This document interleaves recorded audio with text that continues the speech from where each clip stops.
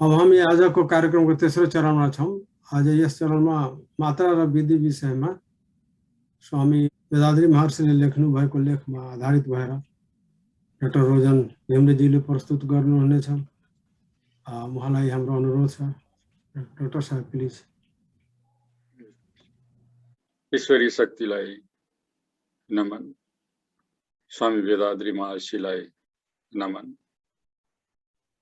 यहाँहरू उपस्थित सबैलाई हार्दिक नमस्कार तथा स्वागत। आजको साप्ताहिक सत्सङ्गमा गुरु वेदाद्री महर्षिका वाणीहरू सहित हामी फेरि आइपुगेका छौँ। आजको शीर्षक जसमा स्वामीजीले आफ्ना विचारहरू दिनुभएको छ त्यो हो मेजर एन्ड मेथड भनेको हामीले नेपालीमा यसलाई मात्रा र विधि भनेर भनेका छौँ।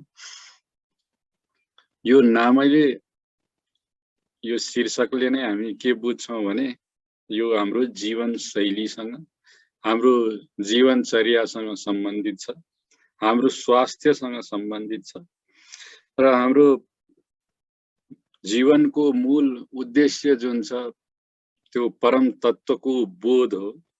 त्यसलाई प्राप्त गर्न हाम्रो स्वास्थ्यको सबैभन्दा ठुलो महत्त्व छ, किनभने शरीर र स्वास्थ्य भएन भने हामीले जुन मन र यो साइकिक पाटोमा जुन ध्यानको काम गर्छौँ, इन्ट्रोस्पेक्सनको कुरा गर्छौँ, त्यो सबै स्वस्थ शरीर रहेन भने सम्भव हुन सक्दैन र त्यही भएन भने त्यो पूर्णतासम्म पुगेर त्यो परम तत्त्वको बोध हामी गर्न सक्दैन। त्यही भएर हाम्रो स्वास्थ्यलाई सही किसिमले राख्नु अत्यन्त महत्त्वपूर्ण छ र त्यसको लागि यो मात्रा र विधिको धेरै ठुलो भूमिका छ। यसलाई बुझ्न एकदमै जरुरी छ भन्ने चिजको सेरोफेरोमा आजको टपिक रहेको छ। यसलाई स्वामीजीले लेख्नु भए जस्तै, व्यक्त गर्नु भए जस्तै हामी हेर्दै सुन्दै जाउँ। यो मात्रा र विधि भनेको के हो भन्दा स्वामीजी आज भन्नुहुन्छ यो हाम्रो जीवनचर्यामा सबैभन्दा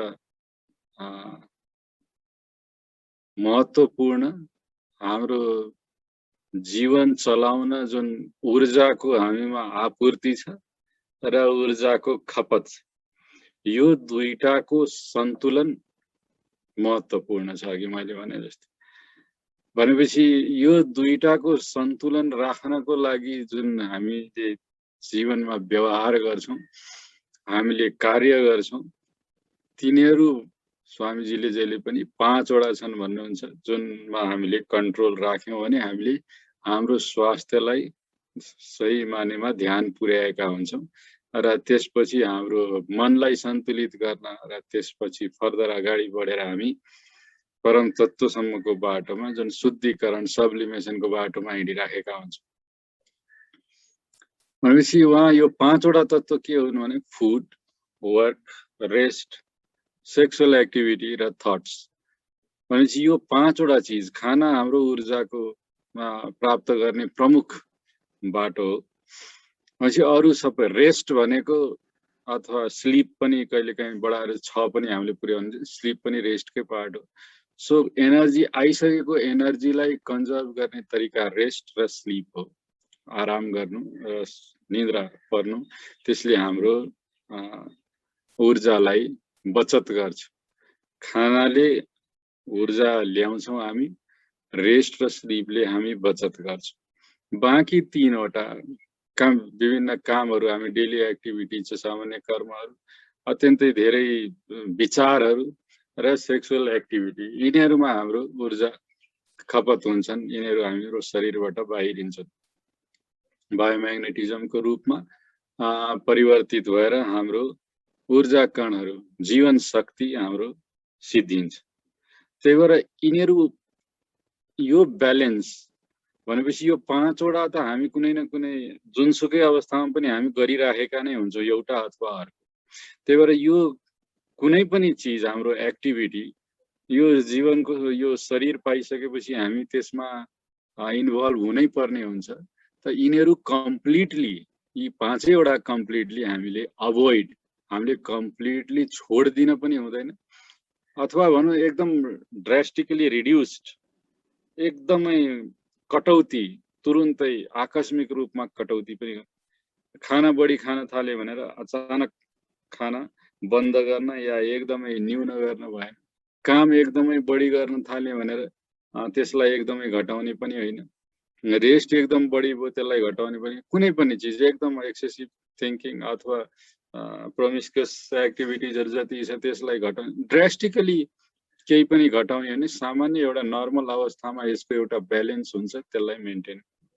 त्यो भएर न ड्रास्टिकली घटाउने, अर्को ठाउँमा स्वामीजी के भन्नुहुन्छ फेरि दोस्रो चिजमा, त्यसमा अत्यन्त अतिरिक्त त्यसमा मान्छे लाग्न पनि हुँदैन, भनेको अतिरिक्त खाना लिन भएन, अतिरिक्त कार्य गर्न, अतिरिक्त सोचाइ, अतिरिक्त यस्ता एक्टिभिटी, एक्सेसिभ एक्टिभिटीहरू हामीले गर्न हुँदैन। किनभने ओभर इन्डल्जेन्स, कुनै पनि यो माथिका पाँचवटा चिजमा अत्यन्त धेरै लिप्त भयौँ भने, ती कार्यहरूमा एकदम लिप्त भयौँ हामी भने हाम्रो यो सन्तुलन बिग्रिन्छ। ऊर्जाको जुन सन्तुलन हाम्रो शरीरको स्वास्थ्यको लागि चाहिन्छ त्यो बिग्रिन्छ।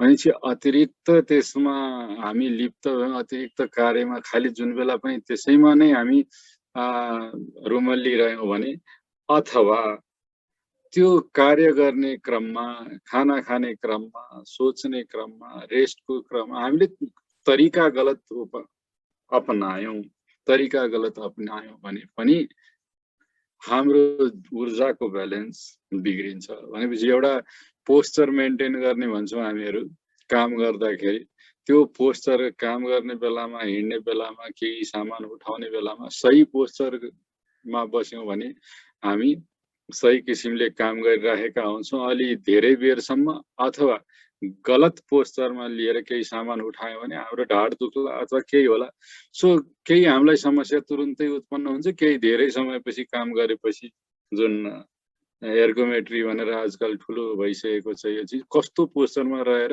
लामो समयसम्म काम गर्ने, त्यो सही मेन्टेन भएन भने लङ टर्ममा, लामो समयमा चाहिँ हामीलाई समस्याहरू दिन्छ। भने जस्तै खानाको या विचारको यो अरू पाँचवटै जुन प्रिन्सिपल्स अफ मेजर, त्यो पाँचैवटामा हामी गलत तरिका अपनायौँ भने पनि, अथवा एक्सेसिभ अत्यन्त धेरै ती चिजहरूमा हामी रत भयौँ भने, लिप्त भयौँ भने पनि हामीलाई समस्या हुन्छ। त्यही भएर यी पाँचवटा जुन प्रिन्सिपल छ यो सामान्य यो हाम्रो स्वास्थ्यको लागि, स्वास्थ्य मेन्टेन गर्नको लागि आवश्यक छ, तर त्यसलाई अत्यन्त कम गर्ने या अत्यन्तै बढाउने दुईटै चिज हाम्रो लागि हानिकारक हुन सक्छ। अगाडि स्वामीजी भन्नुहुन्छ यो हामी सुख र दुःख भनेर भन्छौँ, यो सँग यो मात्रा र विधिको एकदमै महत्त्वपूर्ण रिलेसनसिप छ, जोडिएका छन् यिनीहरू। भनेपछि हामी यो प्लेजर केलाई भन्छ, हाम्रो शरीरको जुन यो आधारभूत आवश्यकता छ, जुन नेचुरल कजेसको भनेको हामीले घाँस बास कपास सुरक्षा भन्छौँ, यो चिज हाम्रो जुन प्रोभाइड गर्नुपर्छ हामीले त्यसको लागि, त्यो भनेको हाम्रो खासमा सुख हो, सुखको रूपमा हामी अनुभूति गर्छौँ। भनेपछि त्यसैको एक्सटेन्सन हामीले यो ठ्याक्कै हामीले खान मात्रै पायौँ भने प्लेजर हो भन्दा हो, किनभने हामी खान नपाएको अवस्थामा त्यो खानाको कस्तो महत्त्व हुन्छ, त्यो अत्यन्त भोक लागेको बेलामा कल्पना गरौँ, त्यो कुनै खाना जेसुकै खाना अगाडि आए पनि, जस्तो सुकै त्यसमा जसरी सुकै बनेको भए पनि त्यसको एउटा मिठास हुन्छ, त्यसको एउटा स्वाद हुन्छ, अथवा भन्नु त्यो भोक मेटिएको अवस्था हुन्छ। स्वादको त कुरा नहो, भोक मेटिएको अवस्था भनेको त्यो तृप्तिको अवस्था हो, त्यसले हामीलाई सुखद अनुभूति दिन्छ। त्यो जुन भन्छ अरू पनि बस्ने स्थानको रूपमा भनौँ न, एकदम जाडोले कठ्याङ्ग्री रहेको छ, त्यो मान्छेले न्यानो केही लुगा पायो र एकछिनपछि त्यो न्यानोपना आयो भने त्यो तृप्ति हो, त्यो प्लेजेन्टनेस हो, त्यो आनन्द जुन छ, त्यो सुखद अनुभूति, त्यसैलाई हामी प्लेजर भनिरहेका छौँ, सुख भनिरहेका छौँ। र त्यसपछि यदि कुनै चिज अति धेरै गऱ्यौँ भने, जस्तो हामी केही जाडो भयो, हामी केही आगो तापिराखेका छौँ, तर त्यो अत्यन्त धेरै हामीले गर्यौँ भने के हुन्छ, त्यसपछि पोल्न थाल्छ, त्यसपछि पसिना आउन थाल्छ, त्यसपछि हामीलाई अनयुजुअल फिलिङ र सफोकेसन फिल हुन थाल्छ। त्यो भनेको के हो भने त्यो अत्यन्त धेरै ऊर्जालाई म्याच गर्नको लागि, त्यसलाई पर्सिभ गर्नको लागि हाम्रो शरीरको ऊर्जा कणले पनि त्यति नै मात्रामा बायोम्याग्नेटिजममा कन्भर्ट हुनुपर्छ, त्यति नै बढी खपत गर्नुपर्छ, ताकि त्यो ऊर्जाको अनुभूति, त्यो बाहिरको तापको अनुभूति हामीले गर्न सक्यौँ।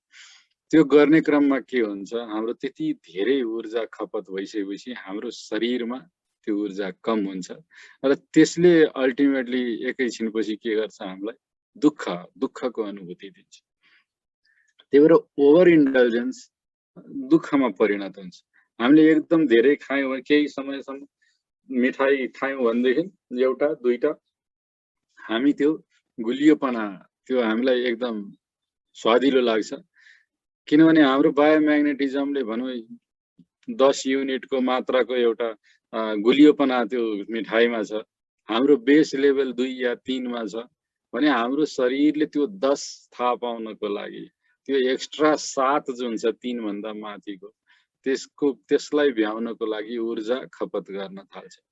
तर 10 भन्दा माथि घरि हामीले खायौँ गर्यौँ भनेदेखि त्यो मिठाई एकछिनपछि त्यो जिब्रोको जुन सेल्सहरू इन्भल्भ भएर जुन इन्द्रियबाट चाहिँ खपत हुनुपर्ने हो त्यो त्यति ऊर्जा, त्यसपछि एउटा लिमिट त्यसको एउटा हामी पुग्छौँ, अर्को चिज लिमिट क्रस गर्छौँ, अर्को चिज हाम्रो ऊर्जा त्यो इन्द्रियबाट यति धेरै खपत हुन्छ कि त्यो इन्द्रियले त्यसैलाई दुःखको रूपमा तितोको रूपमा अनुभूति गर्छ, या अरू कुनै अमन्न हुन्छ जुन हामी भन्छौँ नि, त्यो सबैको अनुभूति हुन्छ, जुन सबै सिग्नल जिब्रो मात्रै हो भने शरीरका अन्य अङ्गले पनि रेस्पोन्ड गर्न थाल्छ, यो फरक भइरहेको छ र त्यसलाई हामी स्वादिलो अनुभूति गर्दैनौँ, त्यसलाई जुन इन्द्रिय छ हाम्रो स्वादको इन्द्रिय, त्यसको हकमा भन्दाखेरि दुःखको अनुभूति गरिरहेका छौँ। र सुख र दुःख भनेको चाहिँ के हो भने, सुख र दुःख भनेको इन्द्रियहरूले आफ्नो बेसिक निड, आधारभूत आवश्यकता पूरा गर्ने क्रममा जुन तृप्ति प्राप्त गर्छन् त्यो सुख, र अत्यन्त धेरै भोग गर्न थालिसकेपछि त्यसबाट जुन अतिरिक्त ऊर्जा हाम्रो खपत हुन्छ, त्यसबाट आउने एउटा खालको अनुभूति, त्यसबाट छुटकारा मलाई तुरुन्तै चाहियो भन्ने खालको जुन संवेदना हामीलाई आउँछ, त्यो हाम्रो दुःख हो। र यही चिज हाम्रो त्यो अघिको 5वटा जुन हामीले कर्म स्वामीजीले भन्नुभएको छ, ती सबैमा लागू हुन्छन् ओभर इन्डल्जेन्सको कुरामा। र जेन्युइन प्लेजर, अन्त्यमा भन्नुहुन्छ जेन्युइन प्लेजर, एकदम साँचो अर्थमा सुख या साँचो अर्थमा खुसी के हो भने त्यो खुसी जुन शान्तिमालाई टेकेर आएको खुसी छ, शान्तिमाथि उभिएको खुसी छ, जसले मन र शरीर पुरा नै प्लेजेन्टली भाइब्रेटिङ अथवा एकदमै सुखद अनुभूति मन र शरीरमा हुन्छ। मनको सुखद भनेको शान्ति र शरीरको सुखद भनेको एउटा प्लेजेन्ट, एकदम ऊर्जायुक्त र एकदम जुन हामी भन्छौँ रम गरेको अवस्था अथवा आनन्दको अवस्था, एकदम कहीँ एकदम रेस्टिङ, कसैले सनबाथ या कसैले एकदम हल्का एक्सर्साइज गरिसकेपछिको एउटा रेस्टफुल कन्डिसनमा बसेको अवस्था, त्यस्तो शरीर र मन एकदम शान्त भएको अवस्था हुन्छ। र यो जेन्युइन प्लेजर भनेको के हो, त्यो एक्सटेटिक, त्यो अत्यन्त धेरै आनन्द जुन स्वामीजीले हाम्रो यो मनको अवस्थालाई 4 उसमा बाँड्नु भएको छ। के भने सुख, दुःख, शान्ति र एक्सटेसी भनेको एकदम परमानन्द हो। यो साँचो आनन्द भनेर उहाँले त्यो परमानन्दसँग तुलना गरिरहनु भएको छ। जब हामी एउटा सुखको अनुभूति या दुःखको अनुभूतिबाट पार हुन्छौँ, तब हामी शान्तिको अवस्थामा हुन्छौँ। त्यो शान्तिको अवस्थामा हामी धेरै बेर हामीले त्यो अवस्थालाई मेन्टेन गर्न सक्यौँ भने हामी एउटा अत्यन्त धेरै मनोरम आनन्द उठाउन सक्ने अवस्था हुन्छ, जुन भनेको एक्सटेटिक, त्यो जेन्युइन प्लेजर, सही मानेमा आनन्द भनेको त्यो शान्तिको अवस्थामा हुन्छ। त्यो स्वामीजीले भनिराख्नु भएको छ। र त्यही शान्तिको अवस्थालाई मेन्टेन गरेर स्वामीजी भन्नुहुन्छ हामीले ध्यान र आत्मनिरीक्षणको कार्य गर्यौँ भने त्यही नै बाटो हो त्यो परम तत्त्वको बोधको लागि। र त्यो बोध हुँदाखेरिको जुन अवस्था छ त्यो आनन्द, परम आनन्द, साँचो आनन्दको अवस्था हो र त्यसमा हामी प्राप्त हुन सक्छौँ। हामीले यो अमूल्य जुन हाम्रो खजाना छ या अमूल्य हाम्रो स्टक छ हाम्रो शरीरमा, जसको कारण नै हामी छौँ, त्यो लाइफ एनर्जी, त्यो शक्ति जुन छ हाम्रो जीवन शक्ति, त्यसलाई हामीले बुझ्नुपर्छ। यो नबुझिकन हामीले यो सारा सुख दुःखको चक्करमा हामी चलिरहन्छौँ, अथवा यो सुख दुःखलाई नबुझेरै हामी त्यसप्रति रिएक्टिभ स्टेटमा हामी बाँचिरहेका हुन्छौँ। जहिले पनि भनौँ त्यसलाई प्रतिकार गर्ने अथवा त्यसप्रति हामी जहिले पनि रिएक्सन गरिरहने। एउटा केही भयो भने त्यसको हामीले केही चिज त्यसको अगेन्स्टमा या त्यसको फरमा हामी केही कुरा राख्छौँ, त्यसलाई सही किसिमले बुझ्न हामी खोजिराखेका हुँदैन। त्यही भएर हाम्रो जीवन शक्तिकै कारणले यो सबै सुख दुःख जुन शान्ति अथवा परमानन्द हामीले प्राप्त गर्ने हो, यही जीवन शक्तिकै कारणले हाम्रो शरीरको स्वास्थ्य मेन्टेन हुने हो भनेर हामीले यो सबै बुझ्यौँ। र हाम्रो यो जति पनि 5 वटा प्रिन्सिपल छ जुन खानाको अथवा विचार शक्तिको, रेस्टको, यो जेसुकै अरू सबै चिज, यी प्रिन्सिपलहरूलाई हामीले बुझ्नको लागि यो लाइफ एनर्जीलाई हामीले बुझ्नुपर्छ। र यो जीवन शक्ति भनेको यो के अर्थमा हामीले बुझ्न सक्छौँ भने यी सबै कसरी चाहिँ खर्च हुन्छन् हाम्रो शरीरमा, त्यो प्रेसरको रूपमा, साउन्डको रूपमा, लाइटको रूपमा, टेस्ट र स्मेलको रूपमा, भनेको पञ्चतन मात्राको रूपमा।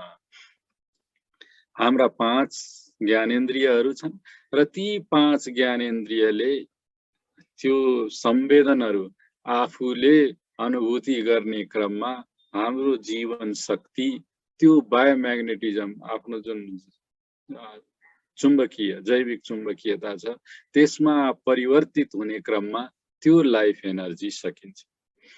यहाँ नलेखिएको भए पनि जुन हाम्रो यो खानेकुराहरू खानेकुराबाट हामीले प्राप्त गर्छौँ भन्छौँ हामी ऊर्जा, तर कहिलेकाहीँ हामी एकदम पुरानो बासी खानेकुराहरू गर्दाखेरि त्यो पचाउन पनि केही ऊर्जा खपत हुन्छ। त्यो पार्ट अफ यो प्रेसरको रूपमा एकदम सूक्ष्म रूपमा त्यो त्यहाँ पनि काम गरिरहेको हुन्छ जीवन शक्ति।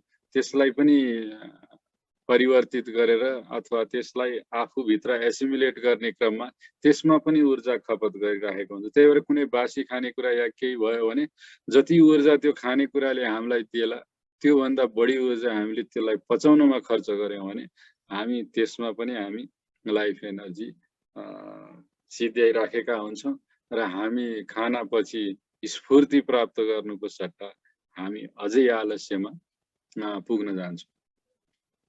त्यही भएर एक्सेस कन्जम्सन, हामीले कुनै पनि चिजको यो जीवन शक्तिको अत्यन्त धेरै यो उपयोगहरूलाईबाट बच्नुपर्छ र बच्नुपर्छ भन्दा ड्रास्टिकली कम पनि गर्ने होइन। जुन जीवन चलाउनको लागि शरीरको स्वास्थ्य मेन्टेन गर्नको लागि आवश्यकता छ त्यो त पुरा गर्नै पर्छ, तर अतिरिक्त उपयोग यसलाई चाहिँ नसोचिकन जथाभावी एकदमै व्यवस्थापूर्ण रूपमा चाहिँ यसलाई उपयोग गर्यौँ भने हामी दुःख पाउँछौँ। किनभने यो कति अमूल्य छ भन्ने चिज हामीले बुझ्न नसकेको ठाउँ छ। एकजना यहाँ सन्त तिरुवल्लुवरले के भन्नुभएको छ, उहाँले त भन्नुहुन्छ यो सारा ब्रह्माण्ड, यो संसार, यो ब्रह्माण्ड छ, यो नै यो पञ्चतन मात्राको यो वर्किङ हो। पञ्चतन मात्राले नै अथवा त्यसको कम्बिनेसनले नै यो सारा ब्रह्माण्डको यो जुन समृद्धि अथवा यो घटना घटित छ यो सबै नै त्यही पञ्चतन मात्राको कारणले हो। दबाव, आवाज, प्रकाश, स्वाद र गन्ध, यो 5 वटाको अन्तर्क्रिया र यिनीहरूकै कम्बिनेसनको कारणले, संयोगको कारणले यो सारा ब्रह्माण्ड घटित छ। यो नै हाम्रो सांख्यको फिलोसफीमा पनि यो यही नै आउँछ, प्रकृति पुरुषपछि महत तत्व र त्यसपछि अहंकार अनि पञ्चतन मात्र, यो सबैबाट त्यसपछि अरु सबै सृष्टि भएको भनेर भनिएको छ। र यो खासमा यसलाई अर्को किसिमले पनि हामी बुझौँ जुन स्वामी, यो पाँचवटा चिज हाम्रो ज्ञानेन्द्रियहरूले अनुभव गरिराखेका छन् र त्यो ज्ञानेन्द्रियहरूले यी चिज पाँचवटा चिजलाई अनुभूति नगर्ने भएको छ, नगर्ने भएको भए यो संसार छ, यहाँ हाम्रो वरिपरि केही छ र केहीमा हामी एक्जिस्ट गरिरहेका छौँ भनेर हामीले बुझ्ने कुनै पनि उपाय हुँदैन थियो। हामीले आँखाले केही नदे प्रकाशलाई अनुभूति नगर्ने भएको भए यो सारा दृश्य जगत हामीले थाहै पाउँदैन थियो, अथवा यो जुन साउन्ड आवाज पनि नआउने भएको भए या छामेर पनि थाहा नपाउने भएको भए यो संसार त हाम्रो लागि नन एक्जिस्टेन्ट, एक्जिस्टेन्स हुँदै हुँदैन थियो। त्यो त हामीले अनुभूतै गर्न नसकेपछि त्यो त छैन भन्ने नै हुन्छ।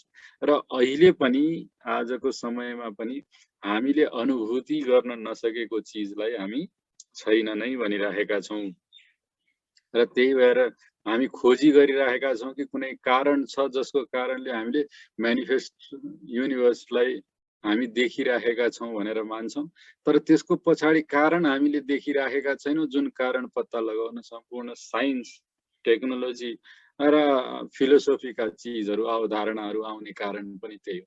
र जुन दिन साइन्सले अथवा कुनै हाम्रो अझै बढी अनुभूतिको जुन क्यापेसिटी बढेर आउँछ त्यसपछि हामी यो रहेछ भनेर भन्छौँ। कति चिज हाम्रो अहिले पनि अनुभूतिमा छैनन्, तिनलाई हामी छैन भनेर मान्छौँ। त्यही नै थेइजम र एथेइजमको विरोधाभास। र त्यही भएर लाइफ एनर्जी, जीवन शक्ति नभइकन यी पञ्चतन मात्रालाई अनुभूति गर्न सकिँदैन र यी पञ्चतन मात्रालाई अनुभूति गर्न सकिएन भने यो संसार नै अथवा यो ब्रह्माण्ड नै भएको नभएकोसँग केही अर्थ लाग्दैन, त्यो हाम्रो सबै भ्रम मात्रै रहन्छ। त्यसपछि हामी सही चिज बुझ्नलाई हामी सकिरहेका हुँदैनौँ। त्यही भएर यो लाइफ एनर्जी जब जैविक चुम्बकत्वमा परिवर्तित हुन्छ तब हामीले केही चिज थाहा पाइराखेका हुन्छौँ संसारलाई बुझ्नको लागि। यदि हामी अतिरिक्त मात्रामा त्यो एनर्जी खर्च गर्यौँ भने त्यो हाम्रो जीवन जगतलाई बुझ्न सक्ने हाम्रो क्यापेसिटी पनि कमजोर भइराखेको हुन्छ। त्यही कारणले गर्दा हाम्रो शरीरलाई बचाउनको लागि, शरीरको स्वास्थ्य बचाउनको लागि र त्यो परम तत्त्वलाई जान्नको लागि जुन हामीले जीवन शक्तिको उपयोग गर्नु छ, त्यसको प्रिन्सिपलको उपयोग गर्नु छ, त्यसबाट कहीँ न कहीँ हामी वञ्चित भइराखेका हुन्छौँ। त्यही भएर जीवन शक्तिलाई एकदम केयर गरेर सावधानीका साथ हामीले त्यसलाई बचाएर सन्तुलित रूपमा उपयोग गरेर राख्नु पर्छ।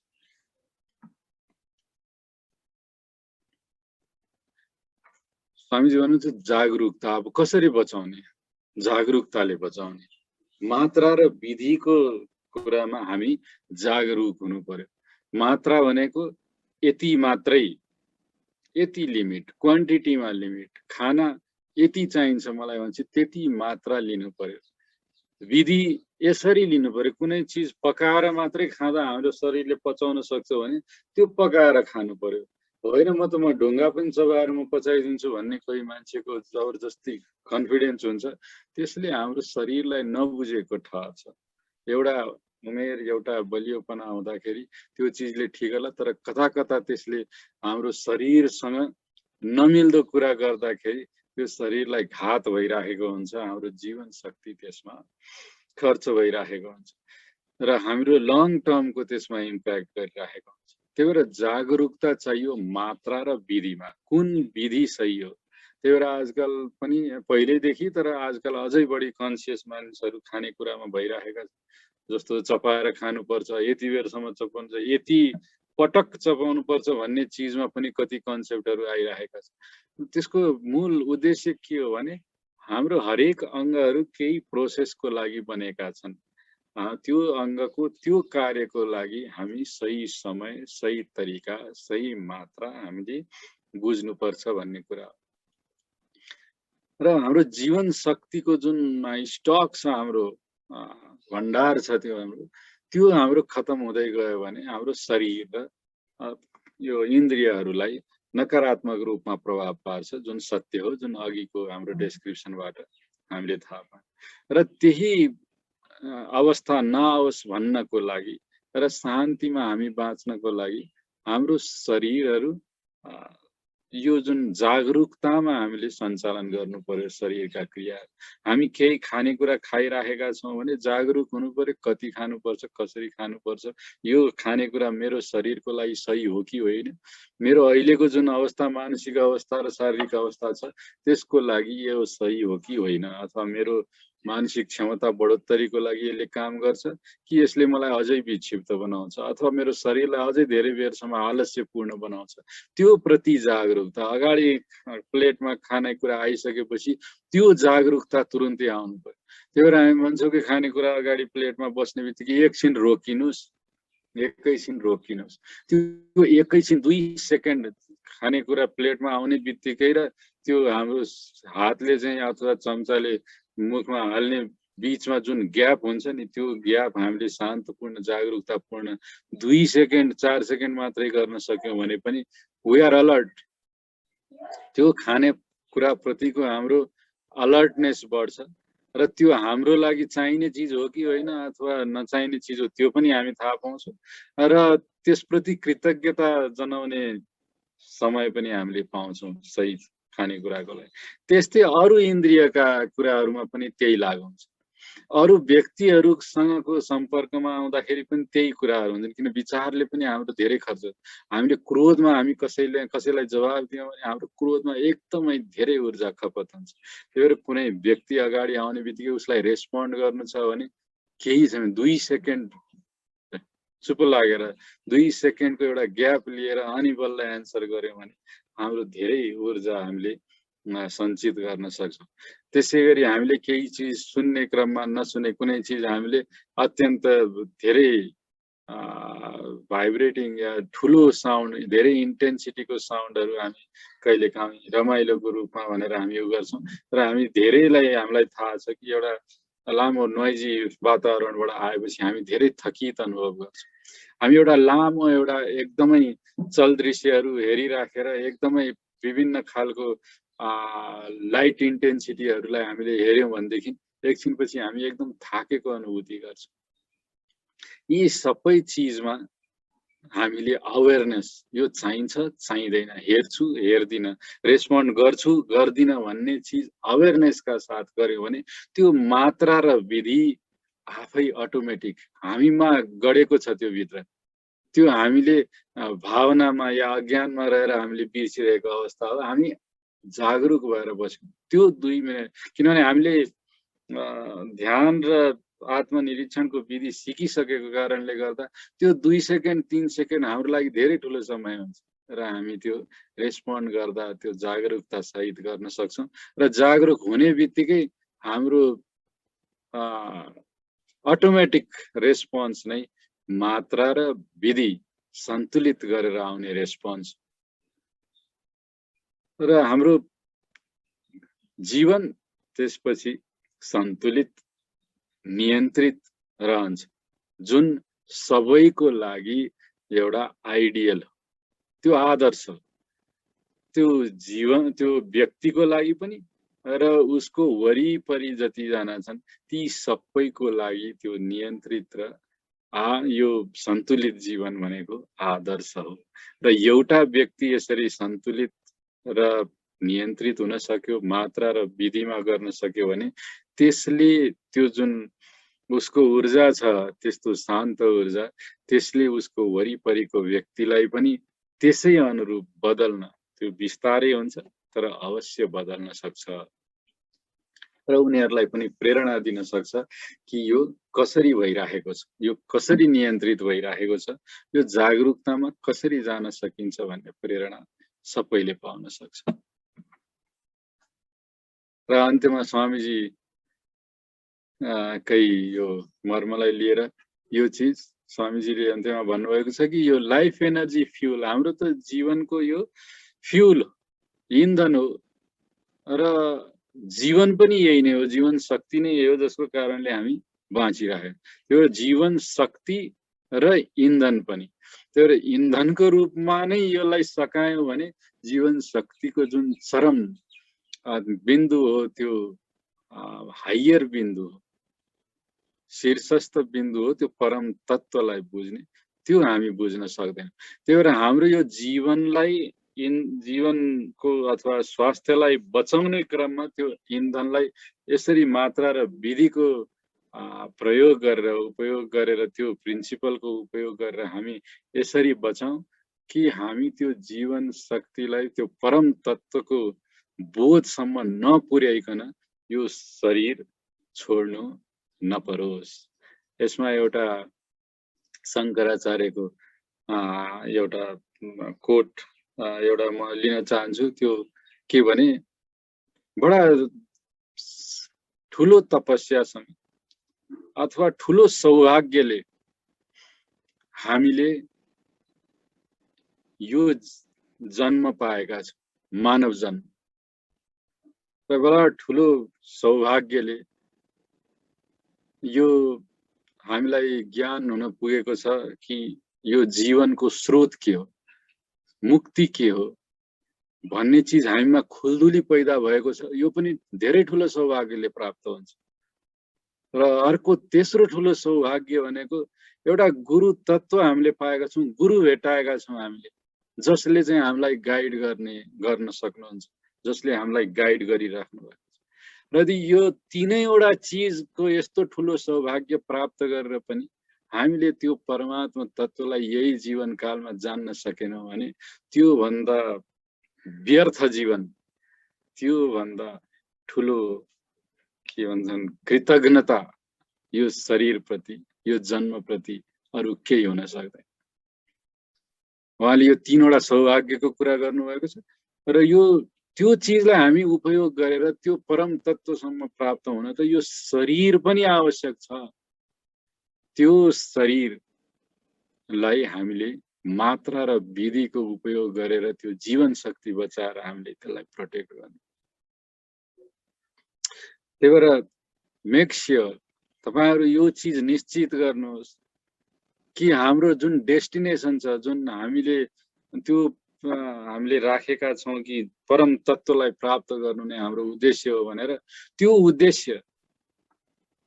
उद्देश्य चाहिँ हामीले बीचैमा छोड्नु नपरोस्। हामीले सही बाटो रोजे पनि त्यो सर्टेज अफ फ्युल, जीवन शक्तिको चाहिँ कमीले गर्दा, त्यो इन्धनको कमीले गर्दा हाम्रो त्यो परम तत्त्वलाई प्राप्त गर्ने जुन हाम्रो बाटो छ, त्यो हाम्रो उद्देश्य छ, त्यसलाई बाटैमा छोड्नु नपरोस्। सिम्पली किनभने हामीले चाहिँ मात्रा र विधि नअपनाएर हामीले जीवन शक्ति बीचैमा हाम्रो सिद्धियो र हामीले प्राप्त गर्न सकेनौं त्यो परम तत्त्व।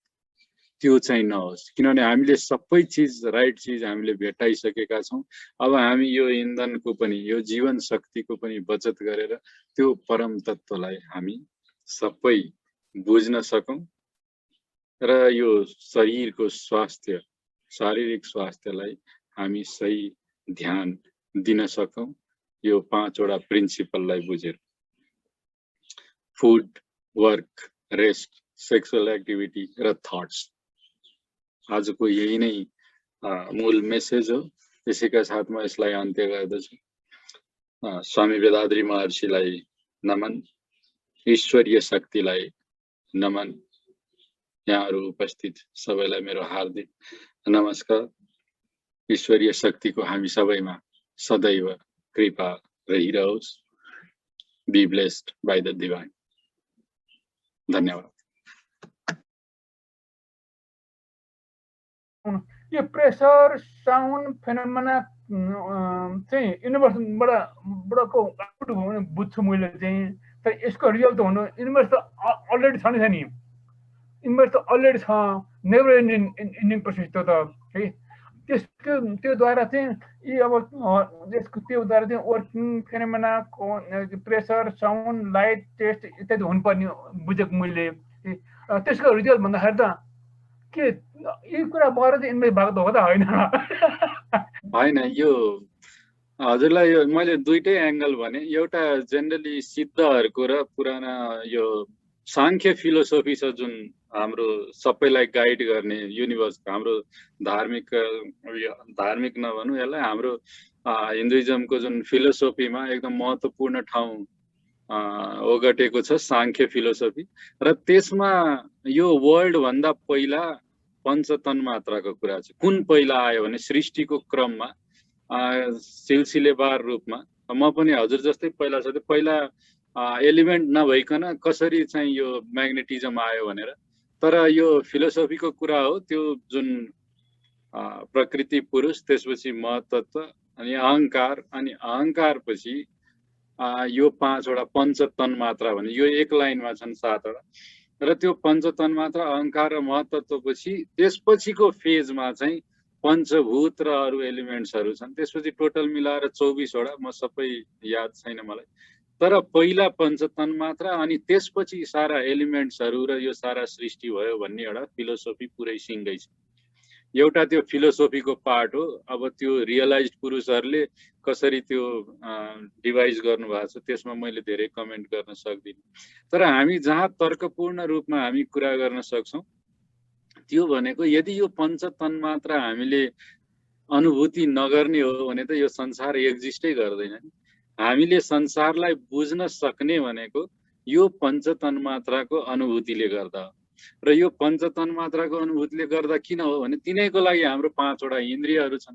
यदि यहाँ अर्को पनि केही चिज छ तर हामीसँग त्यो अर्को चिज पत्ता लगाउने अर्को कुनै इन्द्रिय छैन, त्यसको कारणले हामीले कति चिज नबुझिराखेका हुन सक्छ। त्यसको लागि चाहिँ त्यो रियलाइज्ड पुरुषहरूले विभिन्न चिजहरू त्यो रियलाइज्ड स्टेटमा, डिभाइन स्टेटमा पुग्दाखेरि त्यसलाई देख्नुहुन्छ र त्यसलाई फिलोसोफीको रूपमा राख्नुहुन्छ। यसपछि यो आयो या यो आएन भनेपछि कतिवटा चिज हामीले अझै पनि राम्रोसित एक्सप्लेन नभएको पाउँछ। जस्तै महत्त्व भनेको के हो, त्यो सायद त्यो रियलाइज्ड स्टेटमा पत्ता लाग्ने हो। हामी अहङ्कार त एउटा थ्योरिटिकल रूपमा हामी भनिराखेका छौँ, पञ्चतन मात्रालाई पनि हामी डिटेक्ट गरिराखेका छौँ, त्यही भएर हामी एक्सप्लेन गर्न सकिरहेछौँ। तर हाम्रो लजिकल माइन्डले त्योभन्दा अगाडिका स्टेपहरू जुन हामी भन्छौँ महत्त्व या त्यो प्रकृति स्वयं अथवा त्यो डिभाइन स्टेट जसले बुझिसकेको छैन अथवा यो शरीरको उपयोगले जसले बुझ्न सकिरहेको छैन उसले त अनुमान मात्रै गर्न सक्छ। किनभने त्यो सेन्स, त्यो इन्द्रिय जुन छ जसले त्यसलाई अनुभूत गर्नुपर्ने हो त्यो हामीसँग छैन। त्यो इन्द्रिय भनौँ या जेसुकै भनौँ, त्यो परमात्मा बोधको अवस्थामा सर्वत्र अथवा सर्वकालिक चिज बुझ्न सक्ने हामीसँग जति बेला क्षमता हुन्छ त्यति बेला ती चिजहरू हामी अनुभूत गर्न सक्छौँ जुन हाम्रो यो 5वटा इन्द्रिय भन्दा बियोन्ड छ। त्यही भएर यो सेकेन्ड आस्पेक्ट जुन हामीले लजिकल आस्पेक्ट जुन हाम्रो सिद्ध परम्परामा पनि लजिकल आस्पेक्टको कुरा गऱ्यौँ, त्यहाँ हामीले एन्सर गर्न सक्छौँ। 5 इन्द्रिय छैन भने त 5वटा क्वालिटी हामी बुझ्न सक्दैनौँ।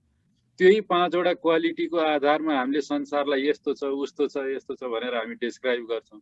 भनेपछि 5वटा पञ्चेन्द्रिय अथवा पञ्चतन्मात्रालाई बुझ्न सकिएन भने यो ब्रह्माण्ड छैन हो। त्यो एङ्गल, त्यो डेफिनेसन हामी बुझ्न सक्ने सामर्थ्य माध्यम चाहिँ बुझ्नु पर्यो क्या। त्यो माध्यमबाट ब्रह्माण्ड बुझ्छौँ हामी। हो, सही कुरा हो। त्यो चिज चाहिँ हामी बुझ्न सक्ने अवस्थामा छौँ, त्यो चिज हामी बुझ्न सक्ने अवस्थामा छौँ लजिकली। तर यो अर्को सुरुबाट यो आयो, प्रकृति पुरुष भयो, अनि त्यो देखेको पनि छैन, अहिलेसम्म चिनेको पनि छैन। तर फिलोसोफिकल्ली हाम्रा रियलाइज पुरुषहरूले भन्नुभएको छ भने त्यसलाई मानेर हिँड्नु पर्यो भन्ने हो। अहिलेसम्म आफूले नबुझेसम्म, आफूले बुझ्न सक्ने चाहिँ यो लजिकल आस्पेक्ट। किनभने यदि यो छैन भने त्यो सारा चिजको अस्तित्व छैन। हो, छ कि छैन त्यो आफ्नो ठाउँमा छ। किनभने त्यो त गड छ कि छैन भनेर भनेको कसैले भन्छन् ऊ रामकृष्ण परम, मैले जसरी तिमीहरूलाई डिसाइपललाई भन्नुहुन्छ कि मैले जसरी तिमीहरूलाई अगाडिमा देखिराखेको छु त्यस्तै म भगवान्लाई पनि देखिराखेको छु। तर ती डिसाइपलहरूले देखेका छैनन्।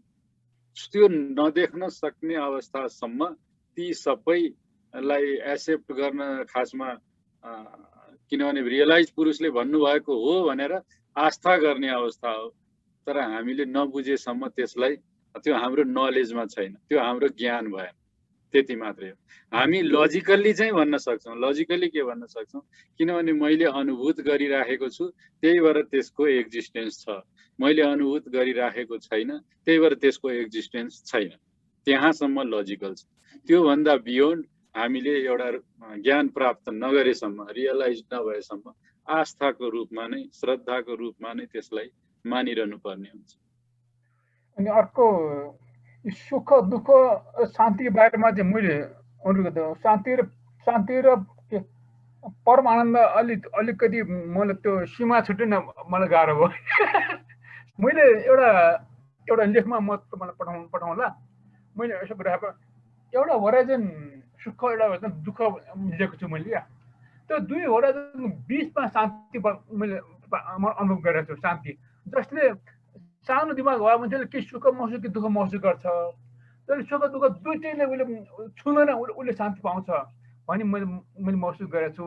अनि दिमागको होराइजन जति ठुलो हो त्यो शान्तिको क्षेत्र भराक सुख दुःख साँगुरो, अनि दिमागको होराइजन सानो भयो भने शान्ति होराइजन साँगुरो अनि सुख दुःखले भएको मैले एउटा डायग्राम बनाएको छु, त्यसलाई म एउटा आर्टिकलमा पठाउन सक्छु। अनि त्यो अनुसार चाहिँ मेरो परम आनन्द चाहिँ क्षेत्रै पाएन, च्याम्बरै पाएन। हजुरले भन्नुभएको ठ्याक्कै त्यो त्यतिसम्म हजुरले भन्नुभएको ठ्याक्कै इनलाइन नै छ हाम्रो स्वामीजीले भन्नुभएकै अनुसार हो।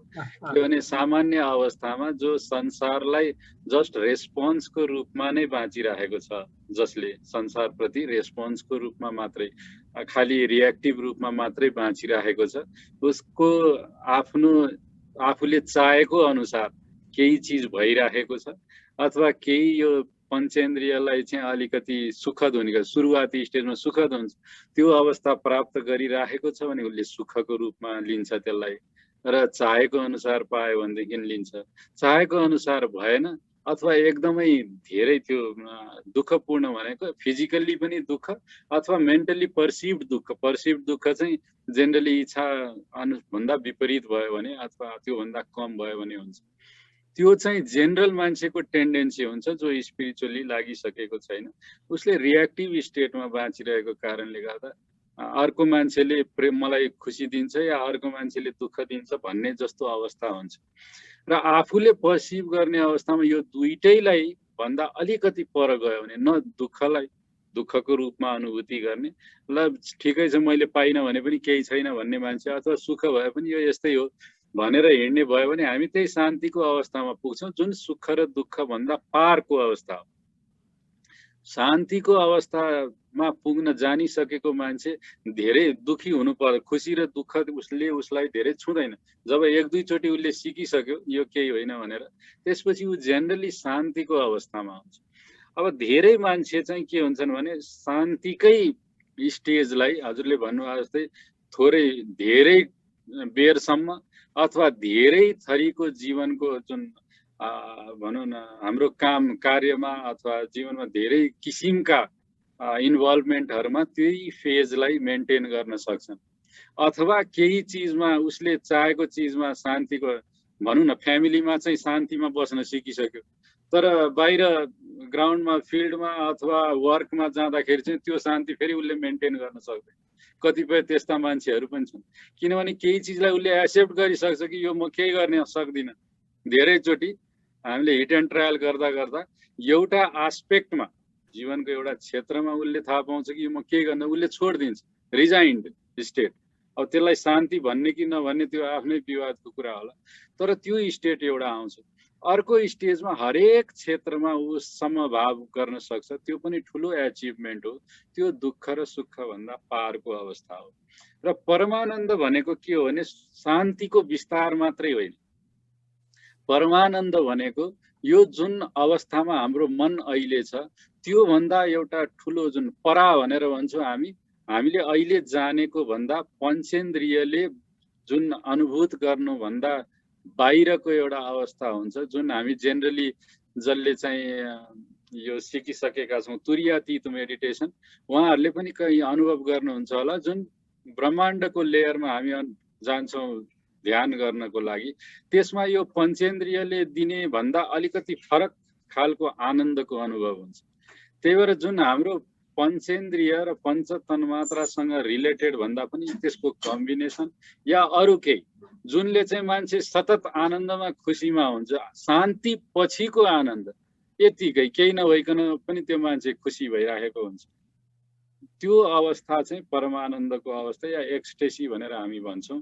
त्यो कुनै कारण किनभने दुःख र सुखको भनेको त्यसको कारण छ, उही बुद्धले पनि भने दुःख सुख छ त्यसको कारण छ भनेको त्यो भौतिक कारण छ, हामी कारण ट्रेस गर्न सक्छौँ त्यसलाई।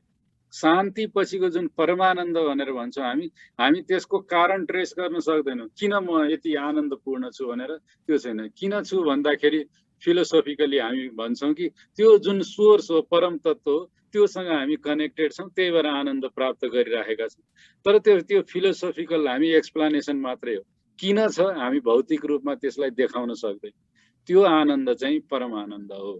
त्यही भएर त्यो शान्तिको एक्सपान्सन मात्रै होइन, शान्तिको अवस्थामा रहेर हामी त्यो ट्युन हुन, परमात्मासँग ट्युन सडनली कुनै दिन भयो भने त्यो अटोमेटिकली हामीलाई फिल हुन्छ कि हो यो त के प्राप्त भयो, अचम्मको चिज, ठुलो चिज प्राप्त भयो भनेर, त्यो चाहिँ एक्सटेसी हो, त्यो परमानन्द। भनेपछि शान्तिको उच्च रूप र परमानन्द बुद्ध हुन्छ। उच्चतम बिन्दुमा शान्तिको अवस्थामा एउटा उच्चतम स्टेट आउँछ जसमा हामी शान्त एकदमै अत्यन्त खुसी, या हाम्रो शरीरले पनि रेस्पोन्ड गर्छ। जस्तो खुसी हुँदाखेरि मान्छे आँखाबाट भावुक हुन्छ, आँखाबाट आँसु आउला, कसैको के होला, शरीर तरङ्गित होला, त्यस्तो स्टेट पनि आउँछ बिना कुनै कारण। त्यो एउटा परम आनन्दको त्यो अवस्था हो। र त्यो भन्दा पनि माथि सायद अब हामी त्यो कुरा गर्दै गयौँ भने जुन बुद्धिज्मको फिलोसोफीमा निर्वाणको कुरा गर्छौँ हामी, त्यो भन्दा पनि हायर स्टेट भनेर सायद बुद्धिज्ममा डेस्क्राइब छ। त्यो भनौँ अथवा त्यसलाई छोडिदिउँ भने पनि शान्ति भन्दा माथि एउटा परम आनन्दको स्टेट छ। र त्यो आनन्दको स्टेटमा कति बेला मान्छे त्यो डिभाइनमा लस्ट हुन्छ त्यो थाहा हुँदैन। डिभाइनमा त्यो परम तत्त्वमा हामी रहेको कन्सियसनेस नै लुज गर्छौँ अथवा परम कन्सियससँग एक भइराखेका हुन्छौँ। त्यसलाई त हामी डेस्क्राइब गर्नै सक्दैनौँ, त्यही भएर निर्वाणलाई डेस्क्राइब गर्न सकिँदैन।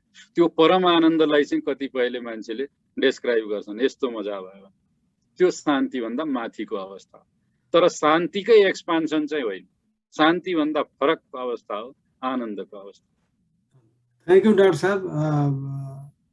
र हाम्रो युवेन्द्रजीले धेरै धन्यवाद, बडा गहन विषय उठाउनु भयो। हाम्रो युवेन्द्रजीले चाहिँ मुस्कुराइकन हाँसिकन चाहिँ गहन विषय उठाउनु भयो। डाक्टर साहबले धेरै राम्रो त्यसको चाहिँ प्रत्युत्तरमा हामीलाई पस्किनु भयो, राम्रो अझ थप यहाँनिर कुराहरू। दुवैजनालाई धन्यवाद छ। हाम्रो डाक्टर थापाजीले केही सेयर गर्नु छ आज?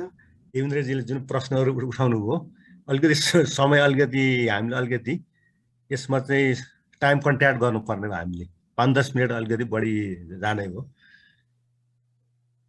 सर्वप्रथम ईश्वरमा नमन, गुरु वेदादि महर्षिमा नमन, उपस्थित सबै सज्जन वृन्दमा नमन। सर्वप्रथम त म डाक्टर रोजनलाई जुन आज मात्रा र विधिको बारेमा जुन उहाँले गुरुको फिलोसोफीको बारेमा जुन प्रकाश पार्नुभयो, यसको लागि म उहाँप्रति धेरै आभारी छु। Be blessed by the divine to doctor रोजन।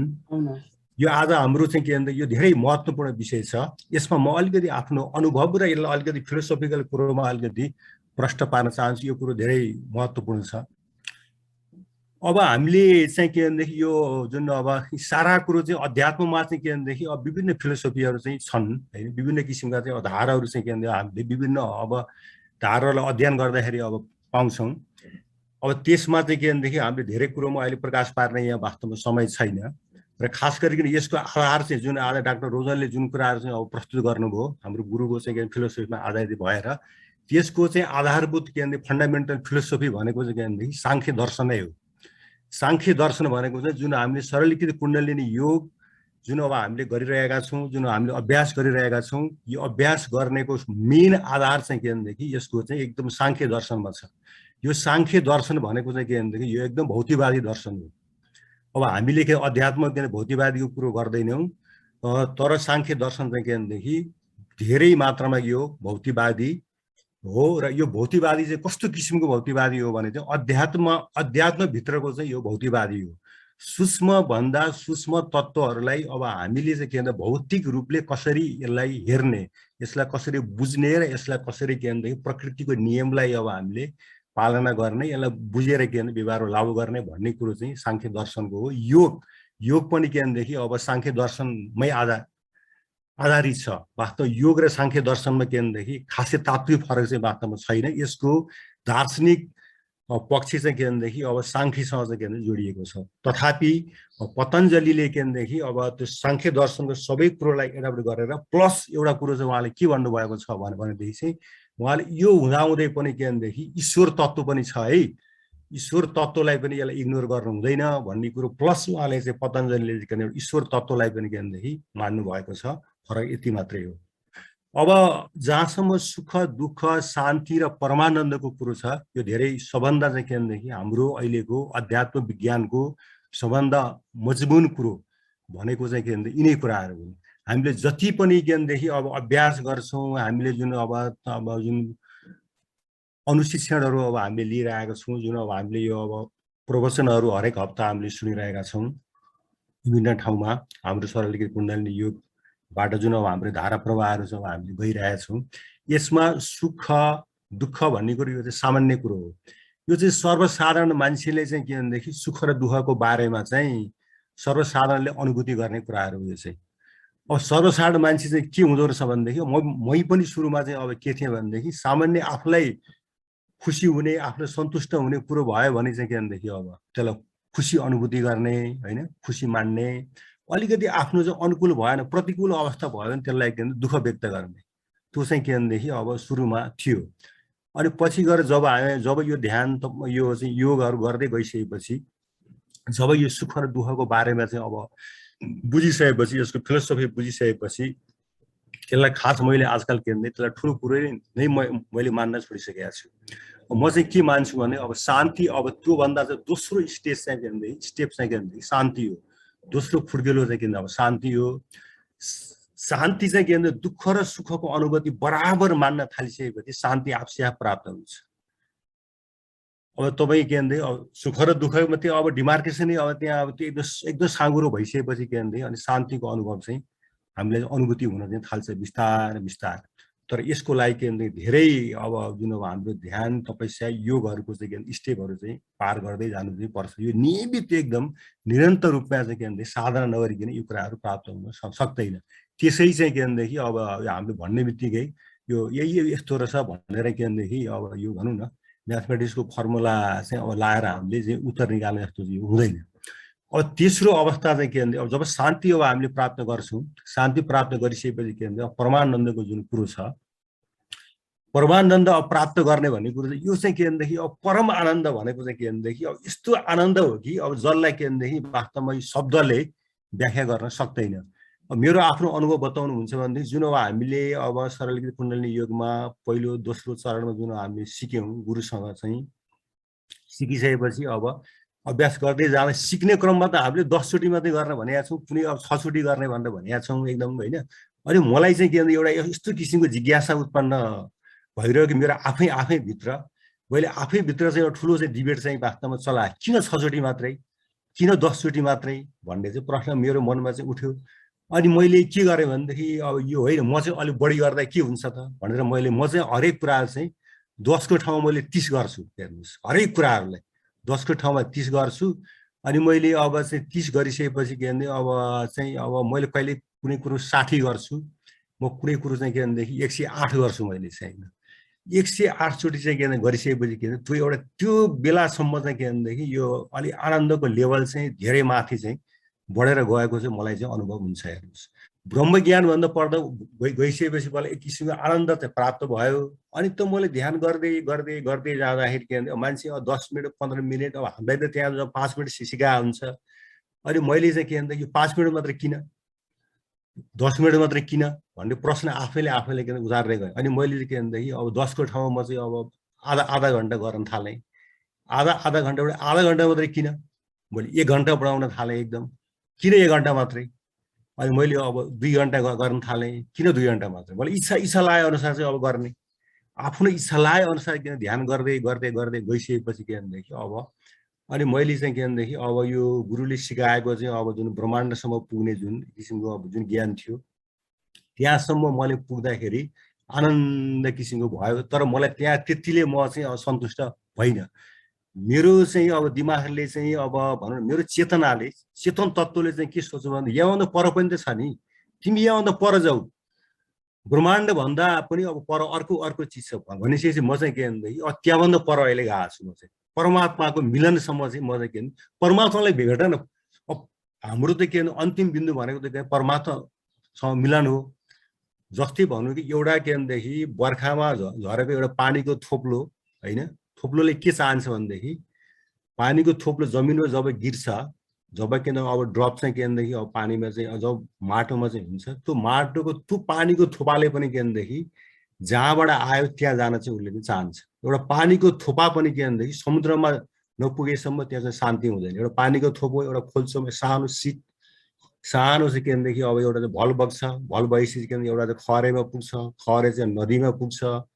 अनि नदीमा पुग्दाखेरि नदी गडगडाएको हुन्छ, एकदम आवाज निकालेर उसले चाहिँ के भनेदेखि म कहाँ नै के किन गरौँला भन्दा भन्छ। एकदम हाम्रो यी ताली भनेको चाहिँ नदी खरे जस्तो गडगडाइरहेको छ क्या, हामीले के किन सिक्यौँ के किन बुझ्यौँ भनेर। अनि त्यो नदी चाहिँ अब गङ्गामा पुग्छ, त्यो अलि ठुलो हुन्छ, त्यो अलि शान्त हुन्छ। अनि गङ्गा चाहिँ जब समुद्रमा पुग्छ त्यो पानी चाहिँ के भनेदेखि समुद्रमा विलिन भइसक्यो, त्यसको अस्तित्व चाहिँ वास्तवमा केही पनि हुँदैन समुद्रमा बिलिसकेपछि। परमानन्द भनेको चाहिँ एउटा रेनफल, एउटा रेनको ड्रप चाहिँ के भनेदेखि जसरी के भनेदेखि अब एउटा चाहिँ अब भल बग्दै के भनेदेखि समुद्रमा चाहिँ नदी मार्फत पुगे जसरी एउटा आनन्द समुद्रमा त्यति पानी छ ठुलो छ। अब यो चाहिँ 2 भाग पानी छ एकदम होइन, तर समुद्रले अब हामीले धेरै आवाज निकालेको हामीले गर्दैन, शान्त छ समुद्र एकदम। जहिले त्यत्रो पानी छ, त्यत्रो नदीहरू चाहिँ संसारका चाहिँ त्यहाँ बगेर गएका छन् एकदम, तर समुद्र चाहिँ जहिले पनि एकदम शान्त छ, एकदम पिसफुल छ। त्यो पिसफुल हुँदाहुँदै अब त्यसले चाहिँ कहिलेकाहीँ के भनेदेखि अब भनौँ न एक किसिमको चाहिँ के भनेदेखि अब ज्वारबाट त्यसले निकाल्छ। तर ज्वारबाट निकाले तापनि त्यसका लहरहरू चाहिँ के भनेदेखि अब होइन कहिले धेरै वरसम्म आउँछन्, फेरि त्यो लहर चाहिँ के अब पर पुग्छ। जस अन्तत्वगत त्यो के भने समुद्र चाहिँ के भने एकदम शान्त हुन्छ। हामीले समुद्र किनारमा हामी धेरै समुद्र किनारमा पुगेका छौँ, त्यहाँ गएर यसो हेरिरह्यौँ भनेदेखि त्यो समुद्र जहिले पनि शान्त एकदम, त्यो समुद्रले हेरेर आनन्द एकदम परमानन्द हुन्छ। जब म चाहिँ के भनेदेखि अब त्यो ब्रह्माण्डबाट परमानन्दको मिलनमा पुग्छु, त्यहाँ बसिए चाहिँ मलाई एक किसिमको यस्तो किसिमको आनन्द। अब मैले चाहिँ गन्तव्य चाहिँ के भने म चाहिँ पुगेँ भन्ने कुरो चाहिँ मलाई चाहिँ त्यस्तो किसिमको चाहिँ अब फिल हुन्छ। त्यो हामी सबैलाई नै त्यो फिल हुन्छ यदि हामीले त्यो मार्गमा त्यहाँ पुगिसकेपछि त्यो परमानन्दको चाहिँ अनुभूति हुन्छ। अब यसलाई विभिन्न दर्शनमा चाहिँ विभिन्न तरिकाले व्याख्या गरिएको छ। बौद्ध दर्शनमा चाहिँ यसलाई चाहिँ के भनेदेखि अब निर्विचार शून्य होइन, शून्यको अवस्था पुग्ने भनिन्छ। त्यस कारणले बौद्ध दर्शनले के भने शून्यवादी दर्शन पनि भनेको कारण चाहिँ वास्तवमा अब त्यो हो होइन। शून्यको अवस्था भनेको चाहिँ के भनेदेखि अब विचारहरू चाहिँ अब हाम्रा जब नर्मल अवस्थामा सुख र दुःखको अवस्थामा धेरै विचारहरू खेलिरहेका हुन्छन्। त्यस कारणले गर्दाखेरि के भनेदेखि अब त्यहाँ चाहिँ शान्तिको त कुरो हुनै नै भएन। जति विचारहरू अब धेरै खेले अब त्यसको अवस्था चाहिँ के भनेदेखि एकदम अब भन्छ प्रिलिमिनरी अवस्थामा छ भन्ने कुराहरू हुन्छ।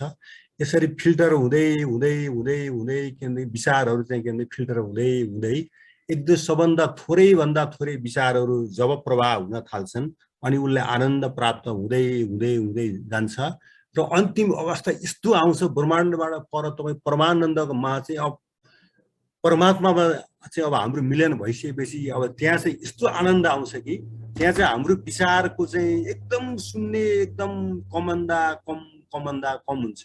यो सब यसलाई हामीले कसरी थाहा पाउन सक्छ? अब हाम्रो जुन एउटा चाहिँ जुन श्वास प्रश्वास प्रणाली छ, रेस्पिरेटरी जुन अब यो रिदमहरू छ, यो रिदम चाहिँ के भनेदेखि धेरै चल्दैन। त्यहाँ एकचोटि दुईचोटि मेरो विचार मिनेटमा 3 चोटि भन्दा बढ्ता चाहिँ के भने चल्दैन। यस्तो आनन्द आउँछ कि अब हामीले धेरै सास फेर्नु नै पर्दैन कि श्वास प्रश्वास धेरै गर्नु नै पर्दैन। श्वास प्रश्वास गर्न भन्दाखेरि त अब मान्छे मर्न पनि सक्ला एकदम होइन। तर के भनेदेखि अब हामीले एकचोटि दुईचोटि डेल्टा स्टेज, त्यो स्टेजमा चाहिँ के भनेदेखि अब हामी मिनेटमा चाहिँ 1-2 चोटि मात्रै के भनेदेखि अब सास फेरेर हामी चाहिँ अब त्यो अवस्थामा चाहिँ पुरा सकियो भनेदेखि त्यतिखेर चाहिँ के भने परमानन्दको फिल चाहिँ त्यतिखेर हुन्छ।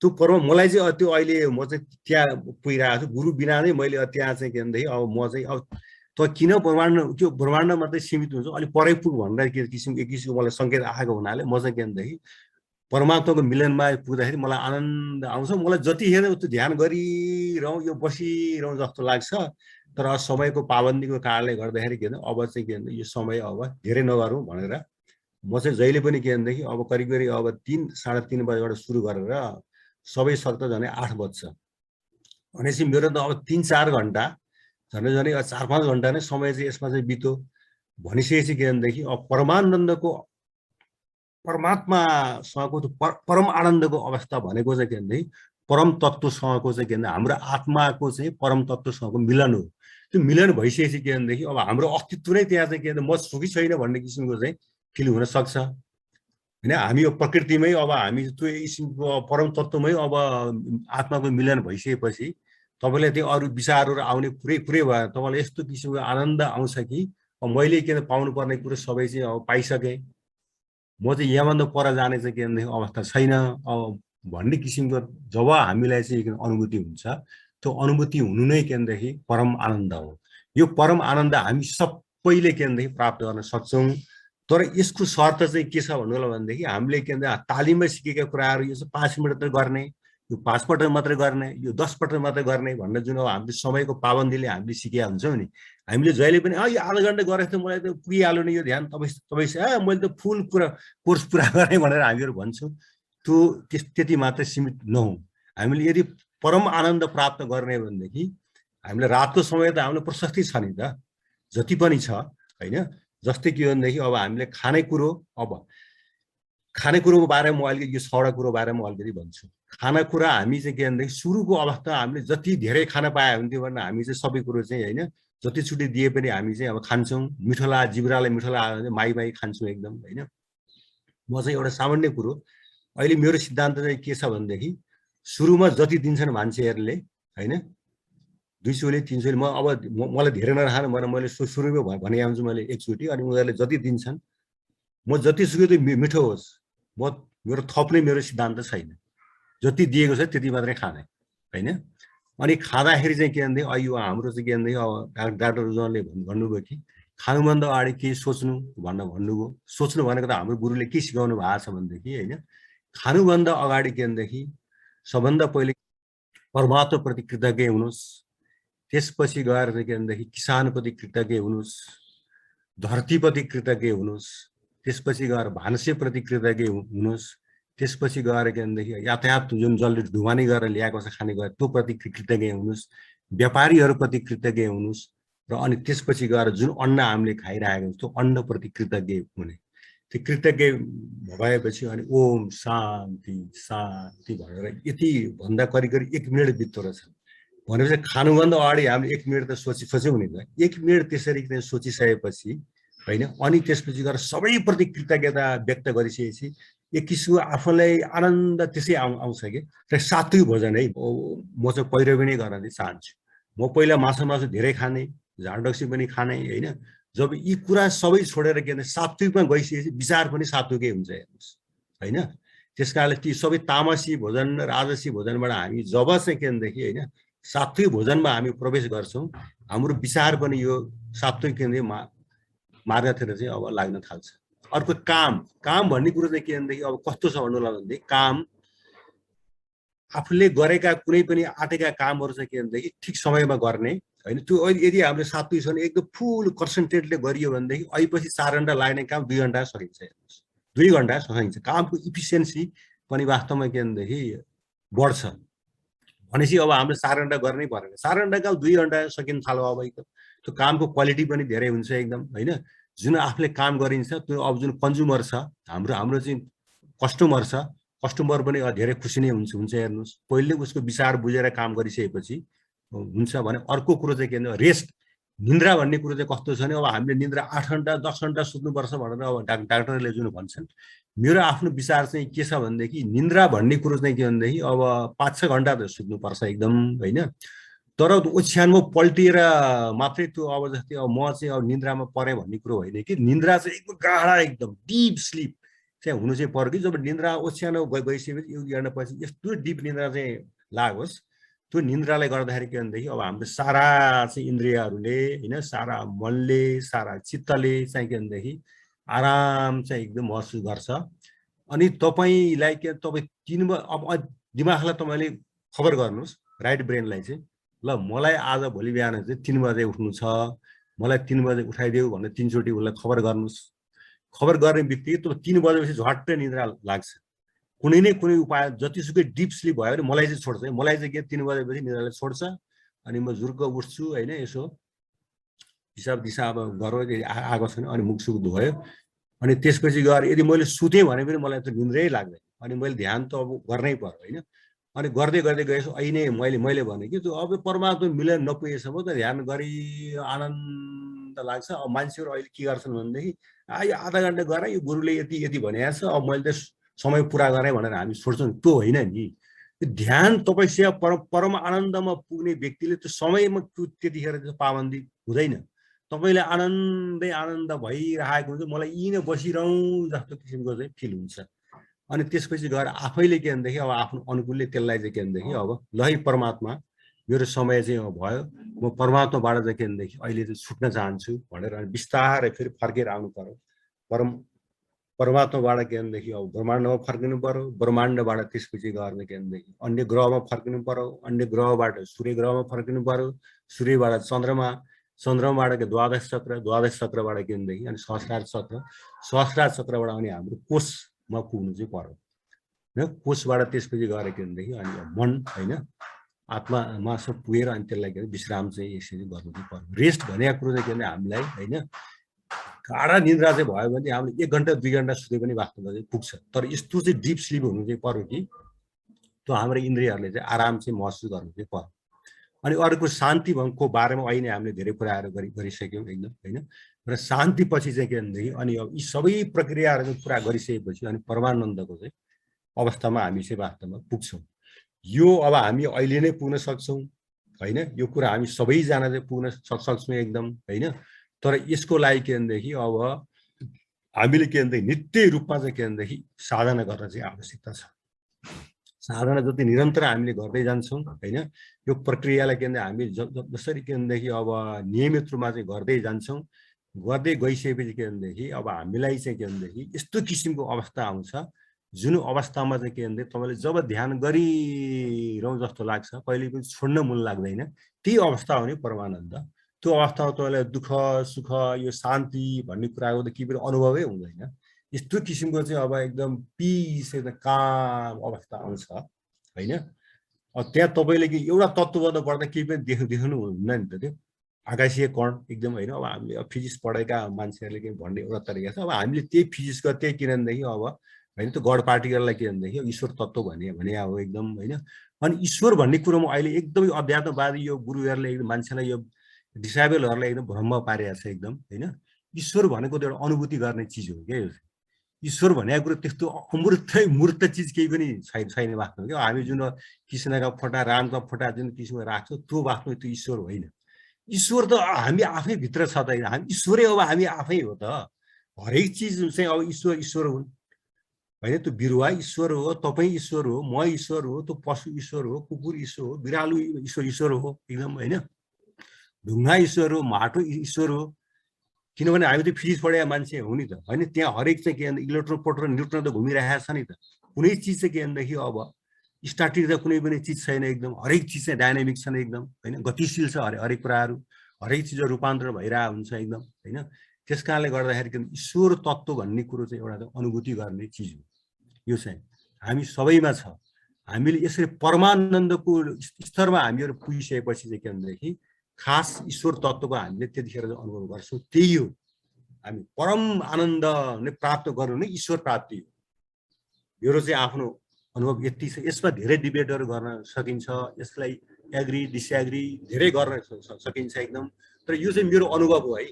मेरो अनुभवलाई के तपाईँले च्यालेन्ज गर्न सक्नुहुन्छ, तर मेरो अनुभव भएको हुनाले यो कुरो होइन भनेर तपाईँलाई भन्ने अधिकार छैन। यो मेरो त अनुभवले बताएको कुरो हो यो एकदम होइन। तपाईँले अर्कै अनुभव पनि गर्न सक्नुहुन्छ, मेरो अनुभवले चाहिँ यही बतायो भन्दै मेरो आफ्नो कुरो चाहिँ के भनेदेखि टुङ्ग्याउँछु।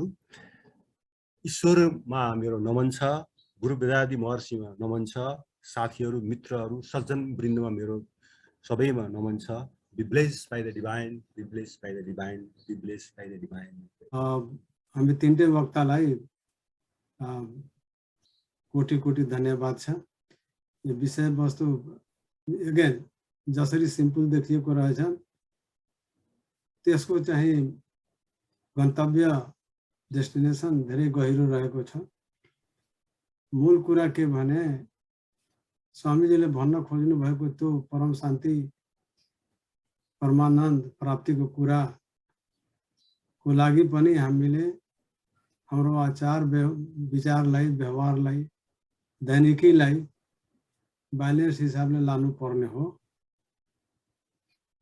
अनि मात्रै त्यो सब चीज सम्भव छ। टु लिटल र टु मच दुवैलाई अभोइड गर्नुपर्छ। टु लिटल टु मच दुवैलाई अभोइड गर्नको अर्थ के हो भने यो साधना हो।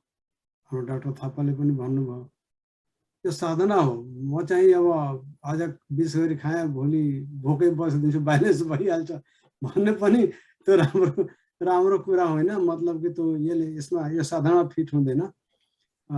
हरेक ढङ्गले ब्यालेन्स भएर जानुपर्ने हुन्छ, यसैबाट उपलब्धि हुन्छ। बाँकी उहाँले अब परमानन्दको लागि स्पेसली रविन्द्रज्यूको पनि क्युरियोसिटी थियो। सबै मिलाएर जुन व्यावहारिक अनुभव सुनाउनु पर्छ सही कुरा हो। व्यावहारिक अनुभव उहाँको आफ्नो निजी हो, त्यसलाई च्यालेन्ज गर्न सकिँदैन। अरूको अनुभव अलि अर्कै हुन सक्छ। इन जनरल जे हो त्यो हाम्रो गुरुले प्रस्तुत गर्नुभएको छ र अरू इलाइटेड महापुरुषले पनि त्यस्तै कुरा लेख्नु भएको छ। र बटम लाइन के भने अब हामी सबैलाई त्यो क्षमता प्राप्त छ र हामी सबैले पनि ट्रेनिङ लिएको छौँ।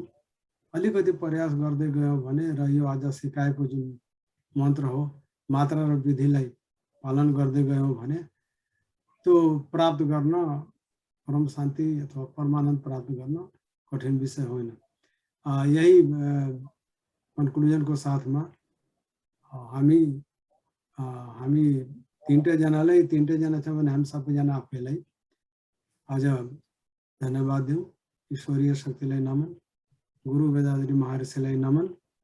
ईश्वरीय शक्ति कृपा हामी सबैमाथि सदैव रहिरहोस्। Specially to doctor Rojan, doctor Thapa, एविन्द्रजी सबैजनामाथि त्यो कृपा रहोस्। सबैजनाको परिवारमाथि त्यो कृपा बनिरहोस्। धन्यवाद। Be blessed by divine. Be blessed.